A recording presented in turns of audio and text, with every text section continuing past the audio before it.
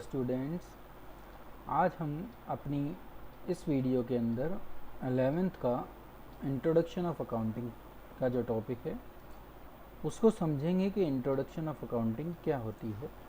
क्योंकि आप लोग फर्स्ट टाइम अकाउंटिंग पढ़ रहे हैं तो आपको सबसे पहले ये समझना कि अकाउंटिंग होती क्या है बहुत इम्पोर्टेंट हो जाता है। तो आज की हम इस वीडियो के थ्रू यही समझेंगे कि अकाउंटिंग क्या है। तो उसको समझने के लिए कुछ टॉपिक्स मैंने लिए हैं, उन सब टॉपिक्स को हम यहाँ पर एनालाइज करेंगे। कौन कौन से वो टॉपिक हैं जिनको अभी हम देखेंगे। उसमें पहला है हिस्ट्री, अकाउंटिंग हिस्ट्री क्या है। उसके बाद उसका इंट्रोडक्शन, उसमें मीनिंग हम समझेंगे, प्रोसेस को समझेंगे। फिर हम ऑब्जेक्टिव्स ऑफ अकाउंटिंग पढ़ेंगे और लास्ट में इस वीडियो के एक पार्ट के एंड में हम क्वालिटेटिव कैरेक्टरिस्टिक्स भी सीखेंगे। और फिर कुछ और इम्पोर्टेंट टॉपिक हैं उनको हम दोबारा से देखेंगे। पहले हम इन चीज़ों को समझते हैं कि ये सारी चीज़ें हमारे अकाउंटिंग स्ट्रक्चर को कैसे अफेक्ट करती हैं। अकाउंट्स पर इनमें अकाउंट्स का इन पर या अकाउंट्स को हम कैसे समझ सकते हैं वो हम यहाँ पर सीखेंगे। तो शुरुआत हम इंट्रोडक्शन ऑफ अकाउंटिंग से करते हैं। अकाउंटिंग क्या है सबसे पहले हमें ये ही समझना है। तो उसको समझने के लिए आपको ये समझना पड़ेगा कि अकाउंटिंग का जो ये काम हम इस समय कर रहे हैं इसकी शुरुआत कब से हुई। तो जब हम पीछे जाएं भूतकाल में तो हमें पता चलेगा कि अकाउंटिंग को जो सबसे पहले यूज़ करना शुरू किया था, जो अकाउंटिंग के बीज डले थे या सीड्स हुई थी अकाउंटिंग, वो बेबीलोनिया और इजिप्ट में हुई थी। और कब हुई थी? 4000 BC के आसपास। उस समय के जो एम्परर थे वहाँ के, उन्होंने कहा कि अपने जो भी अकाउंट से रिलेटेड लोग थे कि आप लोग जो भी पेमेंट ऑफ वेजेस कर रहे हैं या टैक्सेस पे कर रहे हैं उसको रिकॉर्डेड फॉर्म में रखिए। और ये काम उस समय क्ले टैबलेट पर होता था। तो शुरुआत 4000 BC के आसपास इजिप्ट में हुई थी। फिर ग्रीस और रोमन में भी इसी प्रोसेस को या इस प्रोसीजर को फॉलो किया गया 700 BC से 480 AD तक।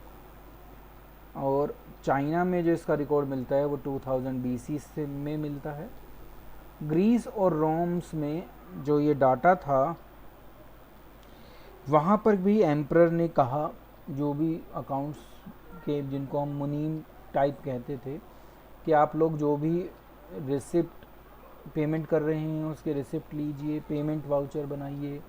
तो ये सब काम उस समय भी शुरू हो गया था। तो वहाँ पर ये चला। चाइना में भी वहाँ के एम्परर ने भी कहा कि आप जितनी भी ट्रांजैक्शंस हैं उनको प्रॉपर वे में रिकॉर्ड करना शुरू कीजिए। तो ये काम वहाँ पर भी उसी के बीच में होता रहा, लोग वहाँ पर उस काम को करते रहे।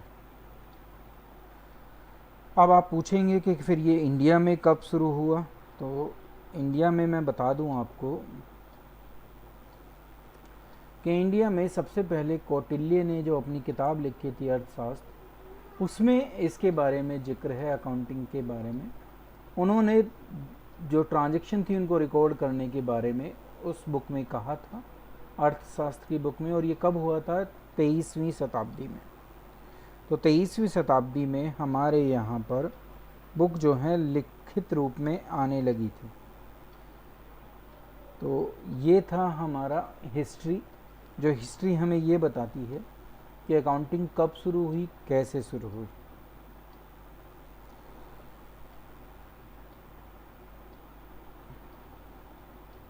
साथ ही साथ आपको एक चीज़ ये भी याद रखनी है कि वो कौन थे जिन्होंने सबसे पहले रिटन फॉर्म में कोई अकाउंटिंग मैटर को तैयार किया था। तो वो आपको याद रखना है। उनका नाम था लूका पासियोली। ये वो व्यक्ति हैं जिन्होंने अपनी बुक के थ्रू एक कंटेंट को तैयार किया, अकाउंटिंग कंटेंट को बुक के रूप में, और वो ही सबसे पहली बुक थी। और ये फ्रांस के थे, लूका पासियोली, और उन्होंने अपनी बुक लिखी थी। उस बुक के थ्रू अकाउंटिंग जो है रिटन फॉर्म में आई थी, और उस बुक का नाम था review of arithmetic and geometric properties, और ये विंस में लिखी गई थी। और कब लिखी गई थी? 1494 में। तो ये भी आपको लिखना है कि ये वो पहले व्यक्ति हैं जिन्होंने अकाउंट्स के ऊपर कुछ प्रॉपर रिटन फॉर्म में पब्लिश किया था। तो ये भी आपको याद रखना है, लूका पासियोली भी। तो इसी के साथ हम हिस्ट्री जो हमारी थी वो हमने पढ़ ली। अब हम आगे चलते हैं और इकोनॉमिक इवेंट की तरफ बढ़ते हैं। जो पहला पॉइंट है इसका, हमें ये समझना है कि अकाउंटिंग होती क्या है। तो मीनिंग और डेफिनेशन को भी देख लें। तो अकाउंटिंग जो है एक आर्ट है जिसमें हम रिकॉर्डिंग करते हैं, क्लासीफाइंग करते हैं, समराइज़ करते हैं, और इस तरीके से करते हैं कि वो हमारे लिए सिग्निफिकेंट हो, महत्वपूर्ण हो, और मनी टर्म्स में हो। ये भी देखना ज़रूरी है कि इन टर्म्स ऑफ मनी हम उन चीज़ों को रिकॉर्ड करें जिनको, उन ट्रांजैक्शंस को या इवेंट्स को जो मनी में रिप्रेजेंट किए जा सकते हैं, और जिनका कैरेक्टर क्या है? फाइनेंशियल कैरेक्टर है। और बाद में फिर हमें इनको क्या करना है? इंटरप्रिटेट करना है यूज़र्स को। तो ये सारे वर्ड हम बाद में समझेंगे, अभी आपको ये एक डेफिनेशन के रूप में समझना है। तो डेफिनेशन ये कहती है कि accounting is an art of recording, classifying, summarising in a significant manner and in terms of money transaction and event which are in part at least of a financial character and interpreting the result thereof। तो accounting वो process है या वो कला है जिसके through हम सबसे पहले रिकॉर्ड करते हैं, क्लासीफाई करते हैं, समराइज़ करते हैं, और इस तरीके से करते हैं कि वो हमारे लिए सिग्निफिकेंट रहे और मनी में उसको रिप्रेजेंट किया जा सके। किनको? ट्रांजैक्शन और इवेंट को, और जिनका कैरेक्टर फाइनेंशियल हो, और बाद में उनको हम यूज़र्स को इंटरप्रिटेट कहेंगे। एक और डेफिनेशन लेते हैं जो इसी टाइप की है।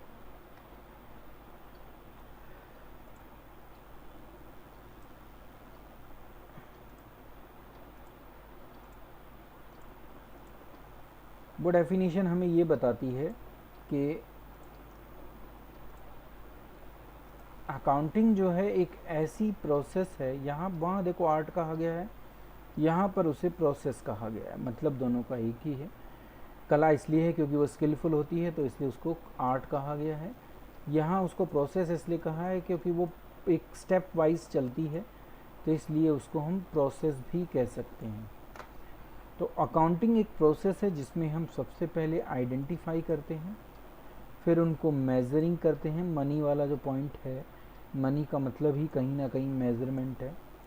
और उसके बाद रिकॉर्डिंग करते हैं। रिकॉर्डिंग में ये तीनों काम आएंगे, रिकॉर्डिंग भी, क्लासीफाइंग भी और समराइजिंग भी। तो इन तीन को मिलाकर प्रोसेस में रिकॉर्डिंग कहलाती है। और बाद में जो ये इंटरप्रिटेशन है ये कहलाता है कम्युनिकेटिंग। क्या कम्युनिकेट वो कर रहे हैं ये आप देखोगे। Required information related to economic event of an organisation to जो भी उसके इंटरेस्टेड यूज़र्स हैं, क्योंकि हमें इन्फॉर्मेशन उन्हीं को देनी है जो हमारे डाटा में इंटरेस्ट रखते हैं। तो हम पढ़ेंगे कि यूज़र ऑफ अकाउंटिंग इन्फॉर्मेशन कौन होते हैं, पर वो बात की बात है। अभी आप समझिए कि अकाउंटिंग का मीनिंग यही है कि वो एक ऐसी प्रोसेस है जिसमें हम सबसे पहले जो इकोनॉमिक इवेंट है, इकोनॉमिक इवेंट का मतलब वो ट्रांजैक्शन या इवेंट्स जो मनी के अंदर हम क्लासीफाई कर सके। तो यहाँ पर क्वालिटी को कभी भी नहीं देखा जाएगा, क्वांटिटी को देखा जाएगा। ठीक है, तो क्वालिटी अकाउंटिंग से कभी नहीं पता चल पाती, हम सिर्फ क्वांटिटेटिव डाटा प्राप्त कर सकते हैं। तो उन इकोनॉमिक इवेंट्स को हमें पहले आइडेंटिफाई करना होता है, उसके बाद उनकी मेज़रमेंट की जाती है मनी के अंदर, फिर रिकॉर्डिंग की जाती है। रिकॉर्डिंग में सबसे पहले हम बुक्स ऑफ ओरिजिनल एंट्री में रिकॉर्ड करते हैं, फिर लेजर अकाउंट के थ्रू उसको क्लासीफाई करते हैं, और फिर trading account, profit and loss account और बैलेंस शीट के थ्रू उसको समराइज़ करते हैं। और उसके बाद उनको कम्युनिकेट कर देते हैं जो यूज़र उसमें इंटरेस्टेड होते हैं। ये अकाउंटिंग का मीनिंग है। तो इस बेस पर हमें कुछ एस्पेक्ट पता चले जो हमने इसमें पढ़े कि अकाउंटिंग में ये सारे काम किए जाते हैं। तो सबसे पहला जो काम है वो इकोनॉमिक इवेंट है। सबसे पहले हमें वो चीज़ें फाइंड आउट करनी होती हैं जो इकोनॉमिक कहलाती हैं। लेकिन हर इकोनॉमिक एक्टिविटी जो हमारे बिजनेस से संबंधित है उसको हमें वहाँ पर रिकॉर्ड करना होता है। तो an economic event is known as happening of a consequences to a business organisation which consist of transaction and which are measurable in monetary term. तो ऐसी ट्रांजेक्शन को ढूंढना है जिनको हम मनी में मेज़र कर सकते हैं और वो हमारी ऑर्गेनाइजेशन से संबंधित हैं, उनको ढूंढना होता है। तो आइडेंटिफिकेशन वाला जो काम है वो यहाँ होता है। अब इकोनॉमिक इवेंट कौन कौन से हो सकते हैं उसके कुछ एग्जांपल आपके सामने हैं कि जब कोई गुड्स हम अपने कस्टमर को बेचें तो वो इकोनॉमिक इवेंट है। जब हम कोई सर्विस अपने कस्टमर को दें तो वो एक इकोनॉमिक इवेंट है। जब हम रॉ मटेरियल कच्चा माल अपने सप्लायर से परचेज करें वो इकोनॉमिक इवेंट है। जब हम मंथली रेंट पे करें अपने लैंडलॉर्ड को तो वो भी एक इकोनॉमिक इवेंट है। तो सबसे पहले इसकी आइडेंटिफिकेशन चलती है कि इकोनॉमिक इवेंट होते क्या हैं। अब वही 2 पॉइंट आते हैं कि आइडेंटिफाई करो प्रोसेस में जो हमने पढ़ा था और उसकी मेज़रमेंट करो। तो यहाँ अब हम सीखेंगे आइडेंटिफिकेशन और मेज़रमेंट। तो सबसे पहले आइडेंटिफिकेशन तो मैं आपको बता ही चुका हूँ, वो सारी ट्रांजैक्शन वो सारी एक्टिविटी को हमको आइडेंटिफाई करना होता है जो जिनका नेचर जिनको मनी टर्म्स में हम रिप्रेजेंट कर सकते हैं। तो उसका कैरेक्टर क्या होना चाहिए, फाइनेंशियल होना चाहिए, और दूसरा वो ऑर्गेनाइजेशन से संबंधित हो। ऐसी कोई भी ट्रांजैक्शन जो हमारे बिजनेस से संबंधित नहीं है उसको हम रिकॉर्ड में नहीं लाते। जैसे मैं एग्जांपल दूं कि अगर जो ओनर है वो अपने घर का रेंट पे कर रहा है और बिजनेस से उसका कोई संबंध नहीं है तो फिर वो ट्रांजैक्शन हमारे लिए हमारे बिजनेस के लिए इम्पोर्टेंट नहीं है, तो उसको हम बिजनेस में आइडेंटिफाई नहीं करेंगे। ठीक है। तो आइडेंटिफिकेशन के लिए 2 चीज़ें ज़रूरी हैं, एक तो वो फाइनेंशियल कैरेक्टर की हो और दूसरा उसे ऑर्गेनाइजेशन से उस मतलब ऑर्गेनाइजेशन के लिए वो रेलिवेंट हो। फिर आता है मेज़रमेंट। जब हमने ये तो पता कर लिया कि कोई भी ट्रांजैक्शन जो पीछे आपने पढ़ी थी कि हम परचेज़ कर रहे हैं रॉ मटेरियल सप्लायर से, इससे हमें ये पता चल गया, आइडेंटिफाई हो गया कि ये ट्रांजैक्शन क्या है, बिजनेस की एक ट्रांजैक्शन है। ठीक है। फाइनेंशियल कैरेक्टर है ये भी पता चला, पर उसकी मेज़रमेंट कैसे किया जाए, उसको क्वांटिफाई कैसे किया जाए। ठीक है। तो जब हम किसी ट्रांजैक्शन को पैसे में नाप तोल पाएँ, जैसे हम कह पाएँ कि हमने रॉ मटेरियल जो ख़रीदा है वो 5000 का परचेज़ किया है, दैट्स मीन्स मैंने उसकी मेज़रमेंट कर ली। तो हमारे यहाँ मेज़रमेंट के जो स्टैंडर्ड्स हैं या मेज़रमेंट की यूनिट्स जो हैं वो रुपीस और पैसे हैं, तो हमें उसी में उसको नापना होता है। ठीक है। तो ये हमारा हो गया कि हमारा जो स्टॉक है वो कितने का है या हमारा जो रॉ मटेरियल हमने ख़रीदा है वो कितने का है, 5000 का। तो ये मेज़रमेंट कहलाती है आइडेंटिफिकेशन होने के बाद। नेक्स्ट आता है रिकॉर्डिंग करना, उनको रिकॉर्ड करना, जिसमें आप 3 काम पढ़ोगे। मैंने आपको बताया था कि यहाँ पर 3 काम होते हैं रिकॉर्डिंग के अंदर, तो वो 3 काम हम यहाँ पर देखेंगे। इसमें वो 3 काम कौन कौन से हैं। सबसे पहला तो खुद रिकॉर्डिंग ही है। तो जब हम रिकॉर्डिंग करते हैं तो आपको ये याद रखना है कि जो रिकॉर्डिंग की जा रही है वो किस बुक में की जा रही है, जर्नल एंट्री में, जिसको हम books of journal original entry भी कहते हैं। तो एक जर्नल एंट्री पास करनी होती है, वो कहलाता है हमारा रिकॉर्डिंग। इसके बाद जो दूसरा रिकॉर्डिंग का पार्ट है वो कहलाता है क्लासीफाइंग। क्लासीफाइंग का मतलब जर्नल एंट्री एक ऑर्गेनाइजेशन में लाखों भी हो सकती हैं। तो अब लाखों में से हमसे कोई पूछे कि टोटल कैश कितना तुम्हारे पास आया, इसको बताना है, तो उन ट्रांजेक्शन को कब तक देखते रहेंगे, तो हम नहीं देख पाएंगे। तो उसके लिए हम क्या करते हैं, जो सिमिलर नेचर की जो ट्रांजेक्शन्स होती हैं उनको एक लेजर अकाउंट में पोस्ट कर देते हैं।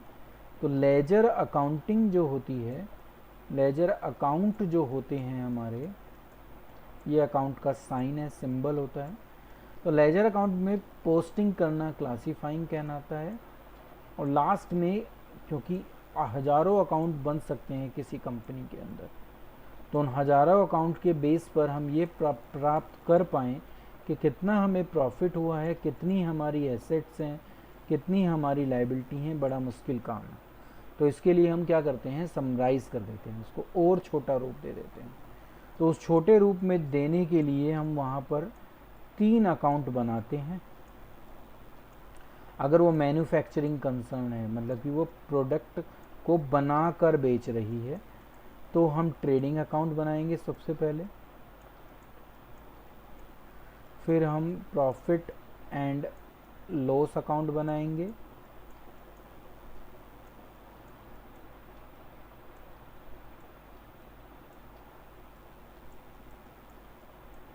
और फिर हम अपनी फाइनेंशियल पोजीशन को जानने के लिए बैलेंस शीट बनाएंगे। तो ये समराइजिंग कहलाती है। 3 अकाउंट में अपनी सारी ट्रांजैक्शन को समराइज़ करना समराइजिंग कहलाता है। अगर मेरी मैन्युफैक्चरिंग कंसर्न है तो मुझे ट्रेडिंग अकाउंट बनाना पड़ेगा। अगर मेरी मैन्युफैक्चरिंग कंसर्न नहीं है, सामान खरीद कर बेचने वाली कंपनी है या अपनी सर्विस देने वाली कंपनी है, तो सिर्फ हम ये 2 अकाउंट बनाएंगे, प्रॉफिट एंड लॉस अकाउंट और बैलेंस शीट। ये जब बनता है जब हमारी क्या हो, मैन्युफैक्चरिंग कंसर्न हो। ठीक है, मैन्युफैक्चर हम कर रहे हों। तो जब हम मैन्युफैक्चर करेंगे कोई चीज़ तो हमें 3 अकाउंट बनाने होते हैं। और जब हम सिर्फ ट्रेडिंग करते हैं, मतलब कि या तो बनाकर बेच रहे हैं या सिर्फ अपनी सर्विस प्रोवाइड कर रहे हैं, तो उस समय हम 2 अकाउंट बनाते हैं। ठीक है, तो ये था हमारा रिकॉर्डिंग का एक हिस्सा। कम्युनिकेशन में सिर्फ उसको रिज़ल्ट को हमें जो हमारे इंटरेस्टेड यूज़र्स हैं उन तक पहुंचाना होता है। ठीक है, तो मेरे हिसाब से आप समझ गए होंगे। अब हम अपना थियोरेटिकल पोर्शन पढ़ लें इसमें। तो थियोरेटिकल पोर्शन ये कहता है कि रिकॉर्डिंग का मतलब वंस इकोनॉमिक इवेंट जब आइडेंटिफाई हो गए और मेज़र हो गए, उसके बाद उनको रिकॉर्ड करने का काम बचता है। तो रिकॉर्ड किया जाता है उन्हें बुक्स ऑफ अकाउंट, जो मैंने अभी आपको दिखाई कौन कौन सी हैं, और पैसे में उसको रिकॉर्ड किया जाता है, ये आपको बता दिया है। कॉर्नोलॉजिकल का मतलब डेट वाइज वो एंट्री रिकॉर्ड वहाँ पे की जाती है। फिर आता है कम्युनिकेशन। जब हम रिकॉर्डिंग भी कर लें, आइडेंटिफाई, मेजर और रिकॉर्डिंग अगर हो जाए, तो जो ये पर्टिनेंट इन्फॉर्मेशन है, मतलब कि जो जिसके लिए इम्पोर्टेंट इन्फॉर्मेशन है, वो जनरेट की जाती है और उसको फिर कम्युनिकेट कर दिया जाता है इंटरनल और एक्सटर्नल यूज़र्स को। इंटरनल यूज़र में मैनेजमेंट होती है और एक्सटर्नल में हमारे गवर्नमेंट भी आती है, क्या कहते हैं, सप्लायर भी आते हैं, बैंक भी आते हैं, ठीक है, फाइनेंशियल इंस्टीट्यूशन भी आते हैं, और क्या कहते हैं, हमारे कॉम्पिटिटर भी आते हैं। तो वो सब लोग एक्सटर्नल यूज़र कहते हैं। तो उन तक वो इन्फॉर्मेशन पहुंचाना ज़रूरी होता है, क्योंकि वो कहीं ना कहीं हमारी कंपनी से जुड़े हुए हैं। अब नेक्स्ट जो टॉपिक है हमारा वो यही है कि ये जो सोर्स ऑफ इन्फॉर्मेशन हो, जो ये हम जानकारी देते हैं अपने यूज़र को, ये कैसी हो। तो अकाउंटिंग इन्फॉर्मेशन के क्या फ़ीचर्स हों वो हम यहाँ पर पढ़ेंगे कि वो फीचर्स कौन से हैं जिनके बेस पर हम अकाउंटिंग इन्फॉर्मेशन को, जो भी लोग उसमें इंटरेस्टेड हैं, उन तक पहुँचाएँ।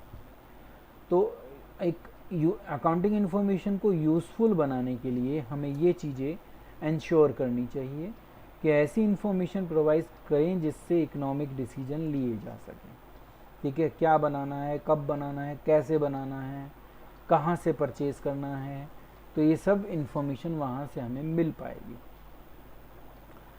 दूसरा, serve the user who rely on the financial statement as their principal source of information. देखो, जिनको हमारी फाइनेंशियल स्टेटमेंट के ऊपर ही वो निर्भर हैं ये देखने के, ये डिसीजन लेने के कि हम इस ऑर्गेनाइजेशन के साथ अपने रिलेशन को चलाते रहें या इसके साथ बनाएं और या इसमें कोई चेंज करें, तो वो अगर हमारी फाइनेंशियल स्टेटमेंट पर ही निर्भर हैं तो उनको एक ऐसी इंफॉर्मेशन प्रोवाइड की जाए जिसके बेस पर वो अपना डिसीजन ले पाएँ।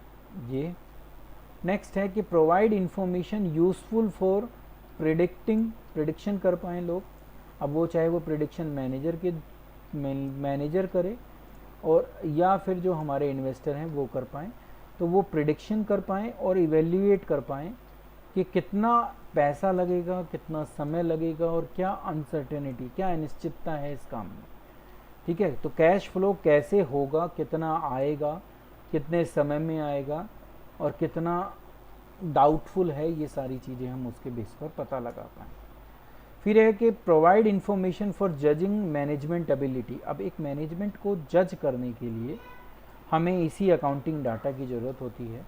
तो अकाउंटिंग इन्फॉर्मेशन ऐसी हो जो मैनेजमेंट की एबिलिटी को जज कर पाए इफेक्टिवली, जिससे गोल जो हैं ऑर्गेनाइजेशन के वो अचीव हो सके।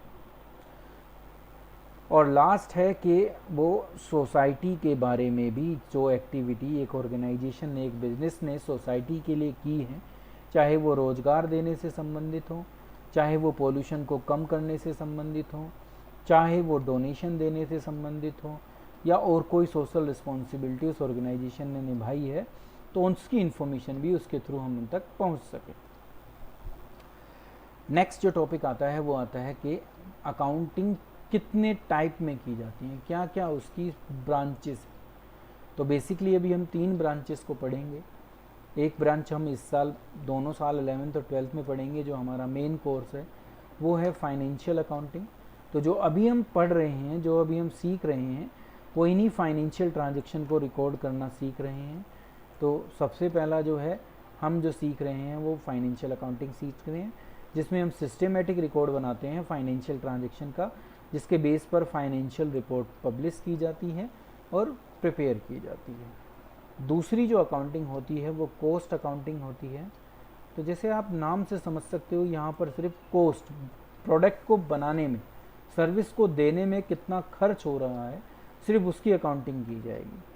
तो ये असिस्ट करती है इस चीज़ को एनालाइज करने में कि कितना खर्चा हुआ किसी भी प्रोडक्ट को बनाने में या अपनी जो सर्विस है उसको देने में, सो दैट वो उस गुड्स के, उस प्रोडक्ट के, उस सर्विस के प्राइस फिक्स कर सके।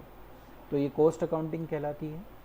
और तीसरी मैनेजमेंट अकाउंटिंग, जो आप अभी पढ़ रहे थे कि मैनेजमेंट को डिसीजन लेने होते हैं, तो मैनेजमेंट डिसीजन ले पाए उसके लिए अकाउंटिंग की इंफॉर्मेशन की ज़रूरत होती है। प्लानिंग कर पाए, सेल को फोरकास्ट कर पाए, कंट्रोलिंग कर सके इस प्लानिंग के अकॉर्डिंग, तो ये सारे काम के लिए मैनेजमेंट अकाउंटिंग की जाती है, जिसमें कैश फ्लो स्टेटमेंट बनाया जाता है, रेशियो एनालिसिस किया जाता है, ठीक है, और छोटे छोटे डिफरेंट टाइप्स ऑफ सब जो अकाउंटिंग है वो की जाती है, सो दैट मैनेजमेंट जो है अपने डिसीजन ले सके, प्लानिंग कर सके और कंट्रोलिंग कर सके।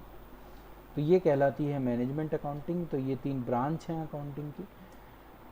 अब हम नेक्स्ट टॉपिक पर चलते हैं, जो है क्वालिटेटिव कैरेक्टरिस्टिक्स। ये टॉपिक आपके लिए इम्पोर्टेंट इसलिए है कि ये 4 मार्क्स में लगभग हर बार आता है, चाहे आपका मिड टर्म एग्ज़ाम हो, चाहे आपका एनुअल टर्म एग्ज़ाम हो।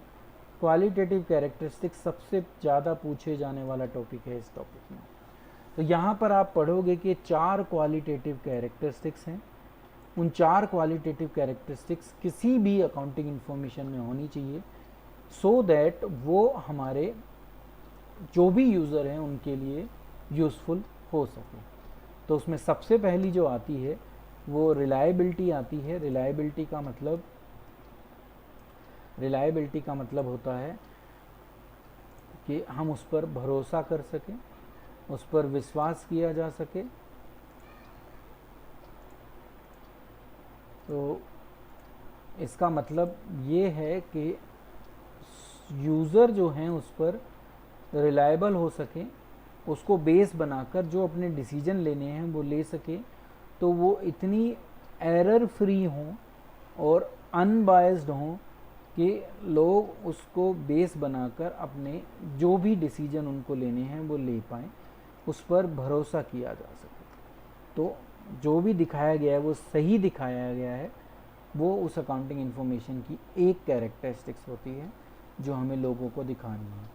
फिर आता है रेलिवेंस। रेलिवेंस का मतलब महत्वपूर्ण, रिलायबिलिटी का मतलब विश्वसनीय हो डाटा, रेलिवेंस का मतलब वो बिजनेस के लिए महत्वपूर्ण हो। तो ऐसी कोई भी चीज़ ना दिखाई जाए जो बिजनेस के लिए इम्पोर्टेंट नहीं थी। तो ये मैं आपको एक एग्जांपल पहले भी दे चुका हूँ कि कोई भी ऐसी ट्रांजैक्शन हम बुक में रिकॉर्ड ना करें जिसका हमारी ऑर्गेनाइजेशन से कोई संबंध नहीं है और जिसको हम मॉनेटरी टर्म में रिकॉर्ड नहीं कर सकते। ठीक है, कि हम ये देखें कि क्वालिटी ऑफ प्रोडक्ट क्या है, तो वो नहीं यूज़ रिकॉर्ड की जा सकती। हम ये देखें कि एक एम्प्लॉई बाहर जाकर क्या खर्च कर रहा है, तो हमारा उससे कोई कंसर्न नहीं। ठीक है, जब तक वो पर्सनल लेवल पर खर्च कर रहा है। एक जो ओनर ऑफ द बिजनेस है वो बाहर अपने पर्सनल लेवल पर क्या कर रहा है, इसका हमारे बिजनेस से कोई संबंध नहीं है। तो वो रेलिवेंट इन्फॉर्मेशन होनी चाहिए जो बिजनेस पॉइंट ऑफ व्यू से इम्पोर्टेंट हो, सो दैट हम प्रिडिक्शन कर सकें, फीडबैक ले सकें। फीडबैक का मतलब क्या होता है कि प्लानिंग में जो डिसाइड किया गया था क्या कंट्रोलिंग में उसको पा पाए, अगर नहीं पा पाए तो क्या कमियां हैं, वो फीडबैक कहलाती है। ठीक है, और पॉजिटिव भी हो सकता है फीडबैक और नेगेटिव भी हो सकता है, जिससे ये इन्फ्लुएंस कर पाएँ हमारे डिसीजंस को जो हमें भविष्य में लेने हैं। ठीक है, तो प्रिडिक्शन कर सकें कि जो आउटकम आया है वो पास से कैसे कंपेयर किया जा सकता है, प्रेजेंट में क्या था और फ्यूचर में क्या हो सकता है, ये किया जा सके उससे प्रिडिक्ट। और अगर वो सही गया तो उसकी कंफर्मेशन भी उसी अकाउंटिंग डाटा से मिलनी चाहिए, और अगर कुछ सही नहीं गया तो उसको करेक्ट भी उसी फाइनेंशियल डाटा के बेस पर किया जाता है। तो ये काम रेलिवेंस का होता है। नेक्स्ट जो हमारा टॉपिक आता है वो आता है अंडरस्टैंडेबिलिटी। अंडरस्टैंडेबिलिटी का मतलब होता है कि वो समझने योग्य हो। हर व्यक्ति अकाउंट्स में एक्सपर्ट नहीं हो सकता। जैसे आप लोग अभी अकाउंट में एक्सपर्ट नहीं हैं तो आपको बहुत सारी चीज़ें समझ में नहीं आएंगी शुरू में। तो ऐसे ही जो सप्लायर है, जो कॉम्पिटिटर तो फिर भी समझ लेगा, सप्लायर, एम्प्लॉय, बहुत सारे लोग ऐसे हैं जो शायद उनको टेक्निकली नहीं जानते। तो हमें इस तरीके से उसको पेश करना चाहिए। मैनेजमेंट में जो मैनेजर है वो भी शायद अकाउंट्स की इतनी नॉलेज ना रखता हो, ठीक है, क्योंकि उसने तो MBA और BBA वगैरह कर रखा है। ठीक है, हाँ, हो सकता है उसने अकाउंट्स पढ़ा हो पर वो उस लेवल पे ना पढ़ा हो। तो इसीलिए जो भी डिसीजन मेकर हैं, अब वो चाहे इन्वेस्टर हो, इन्वेस्टर कोई भी हो सकता है, एक अनपढ़ व्यक्ति भी हो सकता है। ठीक है, तो वो किसी से इंटरप्रिटेट करवाएगा उसको। तो इस फॉर्म में वो जो डाटा होना चाहिए वो ऐसा होना चाहिए जिसको वो जिस रूप में ऑर्गेनाइजेशन ने पेश किया है, मतलब कि जो ऑर्गेनाइजेशन दिखाना चाहती थी उसी सेंस में वो यूज़र तक भी पहुंच पाए। ऐसी उस डाटा में सिंप्लीफिकेशन होनी चाहिए कि उसको कोई भी इजीली समझ पाए। और चौथी और लास्ट क्वालिटेटिव कैरेक्टरिस्टिक है कंपेरेबिलिटी, कंपैरिजन की जा सके। तो हम कंपेयर कर पाएँ various aspect of the entity business अलग अलग समय पर और अलग अलग एंटिटी के साथ। तो उसके लिए ये ज़रूरी है कि हम एक जैसा पीरियड रखें, लेकिन समय अगर 1 साल है तो 1 साल ही रहे, 3 साल है तो 3 साल रहे, 3 महीने है तो 3 महीने का टाइम पीरियड हो, 1 महीने हो तो 1 महीने हो। साथ ही साथ यूनिट भी सेम हो, मतलब कि जो पिछले पीरियड में यूज़ की थी हमने उन्हीं को हम इस बार भी यूज़ करें मेजरमेंट का, उसको चेंज ना करें, ना ही रिपोर्टिंग फॉर्मेट को चेंज करें। तो ये बहुत ज़रूरी है कंपेरेबिलिटी में कि अकाउंटिंग इन्फॉर्मेशन ऐसी हो जो कॉमन हो, सेम रहे। ठीक है, तो ये 4 ज़्यादातर क्वेश्चन पूछा जाता है 4 नंबर का, तो ये आप लोगों को बहुत अच्छे ढंग से पढ़ना है। इसके बाद जो नेक्स्ट टॉपिक आता है वो हमारा आता है ये उद्देश्य क्या है, क्यों हम अकाउंटिंग करते हैं। तो जब हम इस ऑब्जेक्टिव्स को पढ़ते हैं तो आपको सबसे पहले पता चलेगा कि हमारे पास एक सिस्टमेटिक रिकॉर्ड बन जाए बिजनेस ट्रांजैक्शन का, हम इसलिए अकाउंटिंग करते हैं। तो अकाउंटिंग इसलिए की जाती है कि हम मेंटेनेंस कर पाएँ सिस्टमेटिक रिकॉर्ड को, जितनी भी फाइनेंशियल ट्रांजैक्शन हमने बिजनेस में की हैं अपनी बुक्स में, अपनी किताबों में। दूसरा ये है कि जो भी रिकॉर्डेड इन्फॉर्मेशन होती है ये वाली, ये वेरीफिकेबल हो पाती है, कोई भी आदमी इनसे वेरीफाई कर सकता है। अब चाहे वो बिज़नेस का ओनर हो और चाहे वो बिज़नेस का क्या कहते हैं एक नॉर्मल एम्प्लॉई हो या एक सप्लायर हो या गवर्नमेंट हो, तो वेरीफाई कर पाएँ और एक कोर्ट में या कहीं पर भी एविडेंस के रूप में वो यूज़ की जा सके। इसीलिए हम अकाउंटिंग करते हैं। साथ ही साथ हम हर चीज़ को याद नहीं रख सकते, तो इसीलिए भी हमें उसे रिकॉर्डेड फॉर्म में रखना पड़ता है। नेक्स्ट पर चलते हैं। तो नेक्स्ट जो है वो है calculation of profit and loss. हम सिर्फ ट्रांजैक्शन को अगर रिकॉर्ड नहीं करेंगे तो हम नहीं पता कर पाएंगे कि हमें प्रॉफिट हुआ या लॉस हुआ, तो उसके लिए भी हमें अकाउंट्स में रिकॉर्ड को मेंटेन करना पड़ता है। तो एक अलग ऑब्जेक्टिव जो है वो ये है कि हम ये असरटेन कर पाएँ कि कंपनी ने, ऑर्गेनाइजेशन ने प्रॉफिट अर्न किया या उसको लॉस हुआ, और किसी एक समय में, अकाउंटिंग पीरियड में। नॉर्मली ये 1 ईयर का होता है, और जो ये 1 ईयर है ये फाइनेंशियल ईयर कहलाता है। जो आज की डेट पर जो फॉलो किया जाता है वो अप्रैल टू मार्च किया जाता है। तो इस पीरियड में हम प्रॉफिट और लॉस को पता कर पाएँ, इसके लिए भी हमें अकाउंट्स बनाना ज़रूरी होता है। जो ऑनर होते हैं उनके लिए बहुत ज़रूरी होता है कि वो नेट रिज़ल्ट को समझ पाएँ। ठीक है, पीरियोडिकली का मतलब वही समय के अकॉर्डिंग कि उसको प्रॉफिट हुआ या लॉस हुआ। नेक्स्ट और तीसरा ऑब्जेक्टिव जो है वो है depreciation of financial position. Financial position को समझना, पहचानना, देखना, ये भी इसका एक ऑब्जेक्टिव है कि ऑर्गेनाइजेशन के पास कितनी एसेट हैं। एसेट का मतलब वो रिसोर्सेज जो कंपनी के पास संपत्ति के रूप में है। साथ ही साथ कितना हमारे ऊपर क्लेम है, मतलब कि दावा है, उसको हम लाइबिलिटी कहते हैं। तो वो रिसोर्सेज कितनी हैं जिनको मुझको दूसरे को चुकाना है। और जब ये दोनों चीज़ें हमें पता चल जाए तो उसको बैलेंस शीट की फॉर्म में हम एक फाइनेंशियल स्टेटमेंट के रूप में दिखाते हैं। तो ये एक पोजीशन स्टेटमेंट बनती है। तो फाइनेंशियल पोजीशन को जानने के लिए भी हमें एक अकाउंटिंग को करना पड़ता है, उस रिकॉर्ड को मेंटेन करना पड़ता है। नेक्स्ट आता है providing accounting information to its user. User मैंने आपको बताया बहुत इंपॉर्टेंट है। तो यूज़र्स में आपको पता है कि कुछ यूज़र्स ऐसे होंगे जो इंटरनल हैं और कुछ यूज़र ऐसे होंगे जो एक्सटर्नल हैं। तो उन तक हमें वो रिपोर्ट, वो स्टेटमेंट, वो ग्राफ के फॉर्म में जो भी हमारा अकाउंटिंग डाटा है उसको प्रोसेस करना होता है, कम्युनिकेट करना होता है, सो दैट वो अपने डिसीजन ले पाएँ। इस बेस पर ये टॉपिक हमारा यहाँ पर समाप्त होता है। अब हम इसके सेकंड पार्ट पर चलते हैं, जहाँ पर हम यूज़र ऑफ अकाउंटिंग इन्फॉर्मेशन पढ़ेंगे कि कौन वो यूज़र्स हैं जो उस इन्फॉर्मेशन को यूज़ करते हैं। तो सबसे पहले जो यूज़र्स होते हैं उनको इंटरनल यूज़र कहते हैं, जो ऐसे लोग होते हैं जो ऑर्गेनाइजेशन के अंदर वाले लोग होते हैं, जो उसके ऑपरेशन को, उसके मैनेजमेंट में पार्ट करते हैं, वो लोग इंटरनल यूज़र कहलाते हैं। उसमें जो मेन है, जो सबसे इम्पोर्टेंट है, वो है मैनेजमेंट। मैनेजमेंट वो होती है जो पूरे बिजनेस को चलाती है, प्लानिंग करती है, डिसीजन लेती है, ये सारे काम मैनेजमेंट करती है। तो वो अकाउंटिंग इन्फॉर्मेशन में इसलिए इंटरेस्टेड होती है क्योंकि वहाँ के बेस पर उनकी प्लानिंग, कंट्रोलिंग और डिसीजन मेकिंग की प्रोसेस होती है। तो इसलिए वो ये देखना चाहते हैं कि सेल कितनी हुई, उस सेल को कितने पैसे लगाकर हमने उस प्रोडक्ट को बनाया था, प्रॉफिटेबिलिटी क्या है, प्रॉफिटेबिलिटी को कैसे हम बढ़ा सकते हैं। तो वो मैनेजमेंट इसलिए उसमें इंटरेस्टेड होती है। दूसरे जो यूज़र्स हैं वो शेयर होल्डर हैं, ओनर हैं कंपनी के। तो वो इसीलिए जानना ये चाहते हैं कि क्या जो पैसा हमने लगा रखा है उस पर एडिक्वेट रिटर्न, या मतलब कि एक जो समझा जाता है कि सही रिटर्न मिल पा रही है शॉर्ट रन में या नहीं, ये देखते हैं। दूसरा ये देखते हैं कि क्या इस बिज़नेस में मुझे अपना पैसा लगाए रखना चाहिए। जो बिज़नेस में पैसा ओनर का या शेयर होल्डर का लगता है उसको हम कैपिटल कहते हैं। तो बस वो ये देखना चाहते हैं कि हमारा पैसा इस कंपनी में सेफ़ है या नहीं है। और तीसरे जो हैं वो हमारे एम्प्लॉई हैं।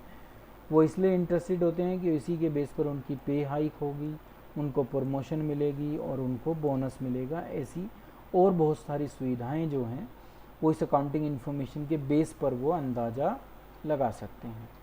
अब हम दूसरे यूज़र्स पर पहुंचते हैं, वो हैं एक्सटर्नल यूज़र, जो बाहरी लोग हैं, पर वो भी हमारी डाटा में बहुत इंटरेस्टेड होते हैं। तो एक्सटर्नल यूज़र वो लोग होते हैं जिनके पास लिमिटेड अथॉरिटी होती है हमारे डाटा को देखने की, उनके पास लिमिटेड एबिलिटी भी होती है और साथ ही साथ रिसोर्सेज भी लिमिटेड होती है, सो दैट वो नेसेसरी इन्फॉर्मेशन उन तक पूरी, मतलब पूरा डाटा हमारा जो है वो नहीं जाता। तो उनके सामने सिर्फ हमारी फाइनेंशियल स्टेटमेंट जाती है जिसमें balance sheet, profit and loss account और अगर एक मैन्युफैक्चरिंग कंसर्न है तो ट्रेडिंग अकाउंट भी बनता है। तो ये डाटा उनके पास जाता है, मतलब कि जो समरी है हमारी वो जाती है। तो वो समरी में इसीलिए इंटरेस्टेड होते हैं क्योंकि उसी के बेस पर वो अपने डिसीजन लेना चाहते हैं। तो उसमें कौन कौन लोग होते हैं, तो सबसे पहले आप देखोगे तो आपको पता चलेगा कि वो लोग जो हमारे बिजनेस के अंदर पैसा लगाकर बैठे हुए हैं, जिनको हम इन्वेस्टर कहते हैं। और पोटेंशियल इन्वेस्टर वो लोग होते हैं जो भविष्य में पैसा लगाना चाहते हैं। तो वो सिर्फ इसीलिए इंटरेस्टेड होते हैं हमारे अकाउंटिंग इन्फॉर्मेशन में, कितना रिस्क पर चल रहा है और क्या संभावना है कि मुझे रिटर्न ऑन इन्वेस्टमेंट मिलेगी, मतलब जो पैसा मैंने लगाया है उस पर मुझे रिटर्न में क्या मिलेगा। अब देखो, रिटर्न ऑन इन्वेस्टमेंट अगर 15% है तो आप देखोगे कि मार्केट में अगर मैं फ़िक्स डिपॉजिट भी कराऊं तो फिक्स डिपॉजिट में भी आज की डेट में 7 से लेके 9% तक का ही रिटर्न है। रिटर्न का मतलब इंटरेस्ट मिलता है। तो अगर मेरा बिजनेस मुझे 15% रिटर्न दे रहा है तो मैं अपना पैसा इस बिज़नेस में लगा सकता हूँ। बट अगर यही परसेंटेज कहीं ना कहीं 7 या 8 पर हो तो वो डाउटफुल हो जाएंगे। क्यों? उसके आसपास तो उनको एफडी में मिल रहा है, वहाँ पर रिस्क भी कम है, यहाँ रिस्क ज़्यादा है डूबने का। तो रिस्क फैक्टर जो है यहाँ पर ज़्यादा है, तो फिर वो यहाँ पर पैसा नहीं लगाएंगे। तो इसलिए इन्वेस्टर और पोटेंशियल इन्वेस्टर ये मेरा डाटा देखने में इंटरेस्टेड होते हैं। दूसरा पॉइंट जो आया वो लैंडर्स वो लोग हैं जिन्होंने मुझे उधार दे रखा है। तो ये भी ये देखना चाहते हैं कि क्या उनका उधार चुका पाएंगे, या नया मैं उधार लेना चाहता हूँ तो वो मेरी क्रेडिट वर्थीनेस देखना चाहते हैं, उधार देने की क्षमता देखना चाहते हैं, चुकाने की क्षमता देखना चाहते हैं। क्या कंपनी लोन देने की रीपे करने की कंडीशन में है, इंटरेस्ट को पे करने की कंडीशन में है, ये हम देखते हैं लैंडर और फाइनेंशियल इंस्टीट्यूशन। नेक्स्ट जो आता है वो सप्लायर आता है, जो हमें उधार में माल सप्लाई कर रहे हैं। क्रेडिटर भी वही लोग हैं जिन्होंने मुझे उधार माल बेच रखा है। तो वो सिर्फ ये देखना चाहते हैं कि ये मेरे उधार जो मैंने इनको दे रखा है ये उसको समय पर वापस चुका पा रहे हैं या नहीं चुका पा रहे, इस कंडीशन में है क्या, और क्या हम इनके साथ आगे बिजनेस को चालू रख पाएँ, ये वो देखना चाहते हैं उस इन्फॉर्मेशन से। कस्टमर सिर्फ ये देखना चाहता है कि जो भी प्रोडक्ट वो वहाँ से ख़रीद रहे हैं, अगर बिज़नेस अच्छी कंडीशन में है तो वो हमें उस प्रोडक्ट को आगे भी सप्लाई करता रहेगा, उसके पार्ट्स भी हमें मिलते रहेंगे, और अगर उसमें आफ्टर सेल सर्विस की ज़रूरत है तो वो भी मिलती रहेगी। तो कस्टमर सिर्फ इसीलिए इंटरेस्टेड होता है उस डाटा में कि इस प्रोबेबिलिटी को वो चेक कर पाए कि ये काम हो पाएंगे कि नहीं हो पाएंगे। गवर्नमेंट को हमसे टैक्स कलेक्ट करना होता है और अदर रेगुलेशन हमारे ऊपर लगा रखी है, उनको फॉलो करवाना होता है, तो वो इसलिए हमारे डाटा में इंटरेस्टेड होती हैं, जिससे उनका ये देख पाएँ वो कि टैक्स की जो पेमेंट है वो सही फॉर्म में हो पा रही है या नहीं हो पा रही, और एक ऑर्गेनाइजेशन सारे नियमों का पालन कर रही है या नहीं कर रही। नेक्स्ट आता है जो भी सोशल रिस्पॉन्सिबिलिटीज़ ग्रुप हैं, एनजीओ वगैरह, वो ये देखना चाहते हैं कि हमारे बिजनेस का कोई नेगेटिव इम्पैक्ट इन्वायरमेंट में ना हो और हमारा इन्वायरमेंट जो है वो प्रोटेक्टेड हो, तो वो इसलिए इंटरेस्टेड होते हैं। नेक्स्ट और लास्ट जो आता है वो कॉम्पिटिटर आता है, जो शायद सबसे इम्पोर्टेंट है इसमें एक्सटर्नल यूज़र में भी। ये वो कॉम्पिटिटर हैं जो ये देखना चाहते हैं कि हमारी क्या स्ट्रेंथ है, हमारी क्या वीकनेस है, सो दैट वो हमारे साथ कंपटीशन कर पाएँ। ठीक है, तो वो बेंचमार्क्स स्टैब्लिश करने के लिए भी हमारे डाटा में इंटरेस्टेड होते हैं। तो ये सब लोग थे यूज़र, जो हम बार बार अभी तक यूज़र कर रहे थे। तो ये सारे वो लोग हैं जो हमारे अकाउंटिंग डाटा में इंटरेस्टेड होते। नेक्स्ट पर आते हैं जो एडवांटेज हैं कि अकाउंटिंग को करने से हमें क्या फ़ायदे हैं। तो देखें हम पहली एडवांटेज, तो पहली एडवांटेज ये है कि ये हमें फाइनेंशियल इन्फॉर्मेशन प्रोवाइड कर देती है। तो फैक्चुअल इन्फॉर्मेशन हमें अकाउंटिंग के थ्रू मिल जाती है कि किसी भी कंपनी की क्या फाइनेंशियल परफॉर्मेंस है एक पीरियड ऑफ टाइम में, मतलब कि वही एक फाइनेंशियल ईयर में जो नॉर्मली कितने साल का होता है, 1 ईयर का। ठीक है, तो इससे हमारी फाइनेंशियल परफॉर्मेंस का पता चल जाता है। साथ ही साथ प्रॉफिट कितना हमने अर्न किया, लॉस कितना हुआ उस पीरियड में, ये पता चल जाता है। कंपनी की एसेट और लायबिलिटी में उसकी फाइनेंशियल पोजीशन क्या है एक निश्चित डेट पर, वो भी हमें उससे पता चल जाता है। दूसरा आता है वो है मैनेजमेंट को हेल्प करती है, वो आपने पढ़ ही लिया, क्योंकि मैनेजमेंट को डिसीजन लेनी होती है, प्लानिंग करनी होती है, तो ये डाटा उसमें बहुत काम आता है। कंट्रोलिंग करने में भी ये डाटा काम आता है। ठीक है। तो फाइनेंशियल इंफॉर्मेशन रिपोर्ट के फॉर्म में इनके लिए बहुत इम्पोर्टेंट हो जाती है, क्योंकि वहीं से वो सारा डाटा हमें मिल पाता है।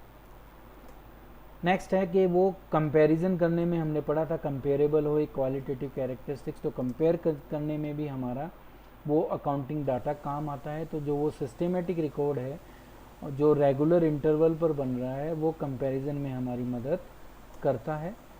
नेक्स्ट है टैक्स लायबिलिटी, जो सरकार को हमें टैक्स देना है उसको सेटल करने में भी ये अकाउंटिंग इन्फॉर्मेशन हमारी मदद करती है, चाहे वो अब इनकम टैक्स हो चाहे वो जीएसटी हो।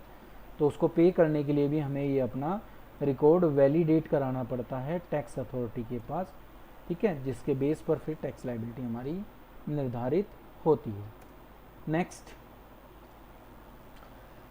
लोन प्राप्त करने में भी ये हमारी मदद करती है। आपने पढ़ा था कि एक यूज़र थे जो बैंक और फाइनेंशियल इंस्टीट्यूशन थे, तो ये हमें लोन जब देते हैं जब ये हमारी फाइनेंशियल कंडीशन को देख लेते हैं, ठीक है। तो फाइनेंशियल कंडीशन कहाँ से देखेंगे, तो वो भी इसी फाइनेंशियल स्टेटमेंट, इन्हीं जो सिस्टमेटिक रिकॉर्ड है उनके थ्रू उनके पास जाता है, उसके बेस पर वो हमें लोन ग्रांट करते हैं।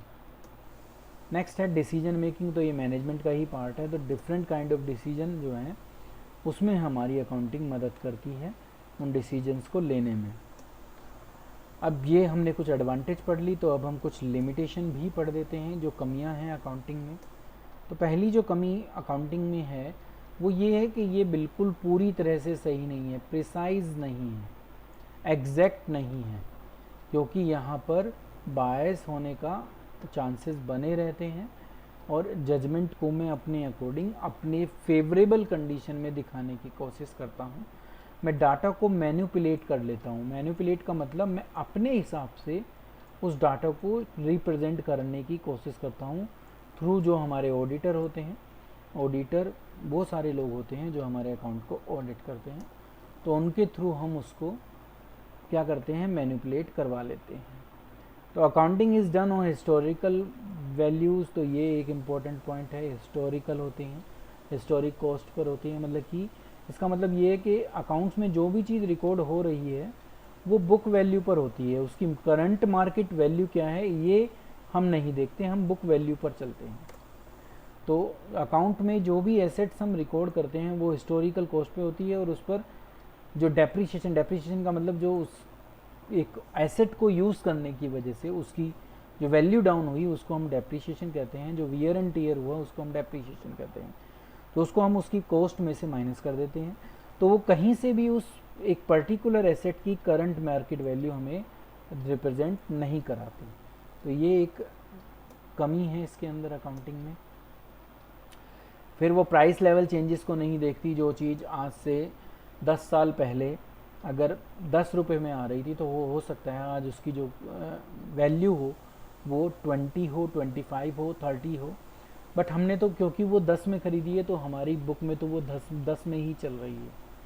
तो वो प्राइस लेवल चेंजेस को भूल जाती है कि आज की डेट पर उसकी क्या प्राइस होगी। तो वो जो भी निकालती है वो पुराने जो हिस्टोरिकल कॉस्ट है उसके बेस पर निकालती है। नेक्स्ट है वो क्वालिटी को नहीं देख पाती, क्वालिटी से उसका कोई लेना देना नहीं है।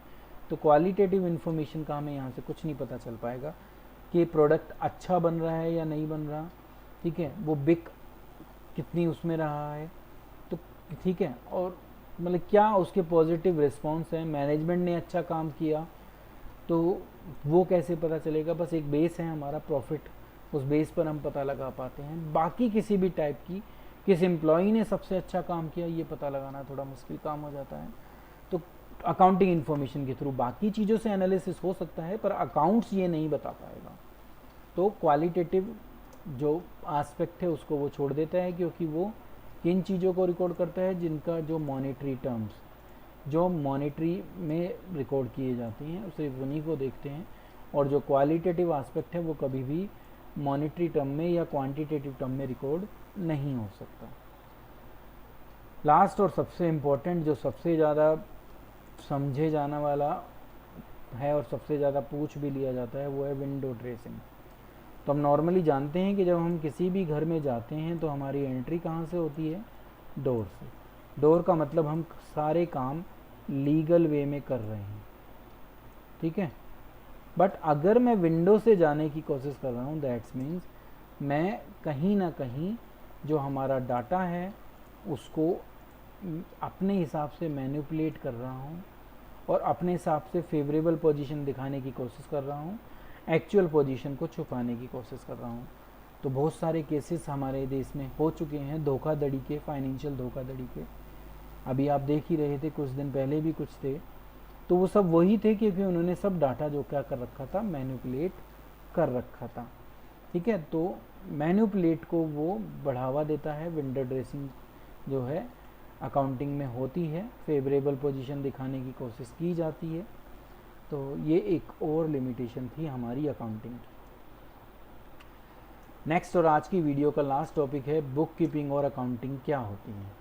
तो शुरुआत हम बुक मीनिंग से करते हैं कि दोनों का मीनिंग क्या है। तो पहले हम बुक कीपिंग को देखते हैं।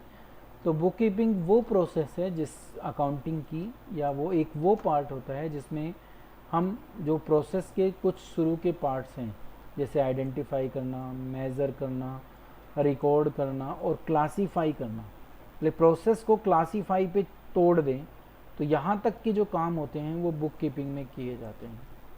जो अकाउंटिंग होती है वो इससे आगे बढ़ जाती है। यहाँ तक का काम तो होता है, उसके अंदर इंक्लूड होता ही है, इसीलिए वो वाइडर कंसेप्ट है। ठीक है, और ये शुरू कहाँ से होता है, जहाँ पर बुक कीपिंग एंड हो रही है, और इसके अंदर फिर समराइजिंग जुड़ जाता है और इंटरप्रिटेशन भी जुड़ जाता है, और बाद में उसको कम्युनिकेट करना फाइनेंशियल डाटा को, किसको, यूज़र को, वो भी जुड़ जाता है। तो अकाउंटिंग उससे और आगे चली जाती है। नेक्स्ट है स्टेज। तो बुक कीपिंग पहली स्टेज है, वो प्राइमरी स्टेज है। शुरुआत में यही होता है, आइडेंटिफिकेशन करना, मेजरमेंट करना, रिकॉर्डिंग करना, क्लासीफाइंग करना।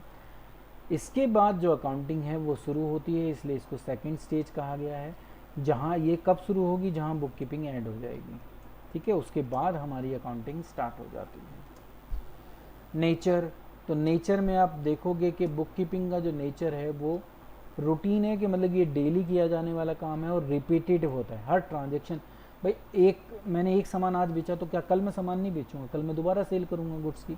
तो वो रिपीटेटिव इन नेचर होता है। रेंट में एक साल एक बार ही थोड़ा दूंगा, रेंट में हर महीने देता रहता हूँ। मुझे बाहर जाना पड़ता है तो ट्रैवलिंग अलाउंस देने पड़ते हैं, तो वो जब भी जाऊँगा जब देना पड़ेगा। तो बुक कीपिंग में वो सारी ट्रांजेक्शन रिकॉर्ड की जाती हैं जो रूटीन इन नेचर होती है और रिपीटेटिव होती हैं। जबकि जो अकाउंटिंग होती है उसमें सारा काम जो होता है वो एनालिटिक का है, एनालिटिकल काम होता है। तो ये थोड़ा स्किलफुल काम है। यहाँ पर हम समराइज बंद करेंगे, डाटा को इंटरप्रिटेट करेंगे, कम्युनिकेट करेंगे। तो ये जो जॉब है ये एनालिटिकल ज़्यादा हो जाती है, ये रूटीन होती है। Next objective. तो बुक कीपिंग का ऑब्जेक्टिव है कि एक सिस्टमेटिक रिकॉर्ड को मेंटेन किया जा सके फाइनेंशियल ट्रांजैक्शन का। और अकाउंटिंग का जो ऑब्जेक्टिव है वो ये है कि प्रॉफिटेबिलिटी और फाइनेंशियल पोजीशन को ढूंढा जा सके, निकाला जा सके किसी भी बिजनेस का, वो अकाउंटिंग का एम होता है, ऑब्जेक्टिव होता है। स्किल्स। तो इसके लिए नॉर्मल स्किल या कम स्किल भी चाहिए जिसको जूनियर स्टाफ भी परफॉर्म कर सकता है। तो कोई ख़ास स्पेशल स्किल की ज़रूरत बुक कीपिंग के लिए नहीं होती, पर अकाउंटिंग के लिए हमें स्पेशलाइज स्किल चाहिए, नॉलेजफुल व्यक्ति चाहिए जो उस डाटा को एनालाइज कर पाए। तो इसीलिए उस काम को सीनियर स्टाफ के द्वारा कराया जाता है। और यहाँ जाकर हमारी वीडियो समाप्त होती है। तो ये आज की हमारी वीडियो के टॉपिक था। पूरा फर्स्ट चैप्टर 11th क्लास का इंट्रोडक्शन ऑफ अकाउंटिंग आपके सामने मैंने रख दिया। नेक्स्ट क्लास में मैं इससे भी इम्पोर्टेंट टॉपिक जो इसका है उसको आपके सामने प्रेजेंट करूँगा। मेरी वीडियो में आपको जितने भी मेरी पुरानी वीडियो के लिंक हैं, चाहे वो 12th के हों और चाहे वो 11th के हों, वो आपको प्लेलिस्ट सारी मैं उसमें दे देता हूँ। आप अपने दोस्तों के साथ इसको शेयर कर सकते हैं। आप अपने सीनियर जो स्टूडेंट्स हैं जो 12th में हैं उनके साथ भी शेयर कर सकते हैं, सो दैट सब तक ये पहुँचे। और मेरे चैनल को आप लाइक सब्सक्राइब ज़रूर कीजिए और कमेंट ज़रूर कीजिएगा। आज की वीडियो यहीं पर हम समाप्त करते हैं। Thank you.